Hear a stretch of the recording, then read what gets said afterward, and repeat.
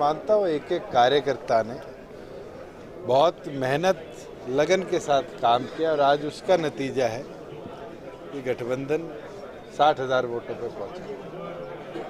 और जिस प्रकार से प्रत्येक गांव में प्रत्येक बूथ पर वोट बढ़े हमारे कैंडिडेट के, और ऐसे ऐसे गांव जहां कभी INLD जीती नहीं थी वहां भी कार्यकर्ताओं की लगन मेहनत के साथ गठबंधन का उम्मीदवार जीता है, ये अपने आप में एक बहुत बड़ी विजय कार्यकर्ताओं की।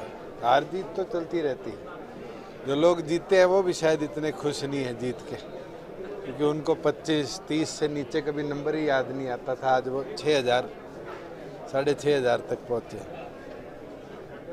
अगर इस चुनाव में कहीं कोई असर होता किसी चीज़ का तो फिर हमारे उम्मीदवार के 60,000 नहीं 6,000 वोट। ये तो कांग्रेस की हालत बद से बदहाल होती दिख रही है प्रदेश में, उसका नतीजा है कि जो लोग कहते थे हम प्रचार नहीं करेंगे, जो लोग कहते थे हम तो 30,000 से जीतेंगे, उनकी हालत भी 6,500 तक आने की है।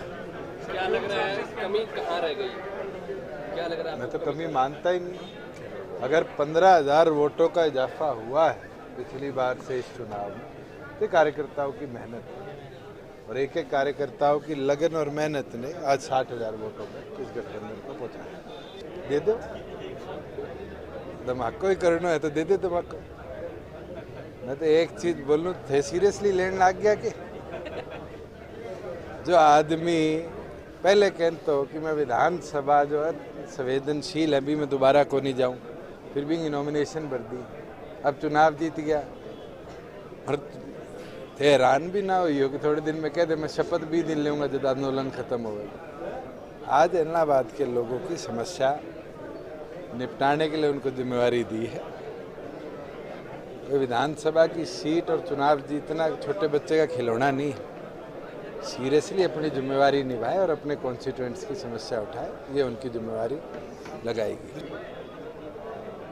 उनकी बात पे मैं टिप्पणी जो उनने करी है उस पर ना कहूँ तो ठीक है। जो ट्रेडर्स हैं वो ट्रेडिंग करते हैं, हमारे तो कैडर ने मेहनत करी, लगन से काम किया, और आपने खुद देखा किस तरीके से घर घर जाकर मेहनत करके दिखाई है, आज उसका नतीजा है। जिनने ट्रेडिंग करी है वो ज़्यादा ट्रेडिंग के बारे में जानते हैं। मैं तो स्वयं